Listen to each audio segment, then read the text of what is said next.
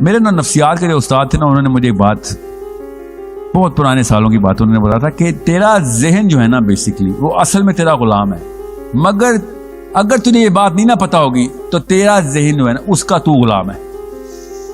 اگر تجھے جس دن پتہ چل گیا نا وہ تیرا غلام ہے تو تو دنیا فتح کر لے گا، اور اگر تجھے نہ پتا تو پھر تیرے ذہن میں جو جہاں سے بھی فطور آئے گا تو اس کا غلام آئے گا. بس تو ذہن تیرا باس ہے. اگر تجھے پتہ چل گیا کہ ذہن قابل استعمال چیز اللہ نے بنائی تو اس کا باس ہے. انہوں نے یہ مثال مجھے گاڑی کے گلو کمپارٹمنٹ سے دی تھی. آپ کو میں اس لیے بتا رہا ہوں، عبداللہ بن عباس کی حدیث کو.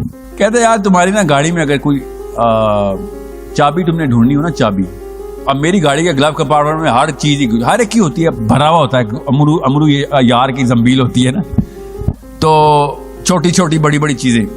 کہتے ہیں کہ تم نے چابی ڈھونڈنی ہے نا تو ڈھونڈ دیتا چابی. میں نے کہا میں ڈھونڈ لیتا ہوں چابی. میں نے ہاتھ ڈالا، چابی نکال لی، کوئی ایک نہیں دو تین. کہتے ہیں بند کر دے، 3 چابیاں نکالی. تو یہ بتا اگر میں تجھے کہوں کہ کیا تیری گاڑی میں وہ نیل کٹر ہے؟ میں نے کہا جی ہے. نظر آیا کہ نہیں؟ کہتے کیونکہ تو ڈھونڈ نہیں رہا تھا. یہ تجھے پتا ہے ٹائم اتنا ہی دوبارہ لگے گا تو اب ڈھونڈ. میں نے پھر ڈھونڈا، بالکل ڈھونڈا، بس 15 منٹ لگ جاتے ہیں اتنے سارے ٹریش میں سے. انہوں نے تیسری چیز بول دی، وہ نظر آئی؟ میں نے کہا نہیں. اب 15 منٹ اور لگا.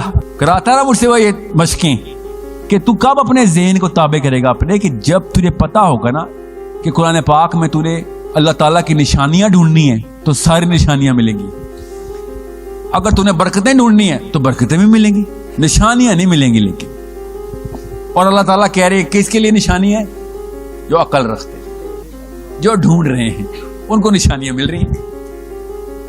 اتنی سی بات ہے. اتنی بڑی کتاب ہے قرآن پاک، مگر نہیں ملے گی. جب آپ ڈھونڈ رہے ہیں، چھلانگ نہیں ماریں گے پانی میں تو خزانہ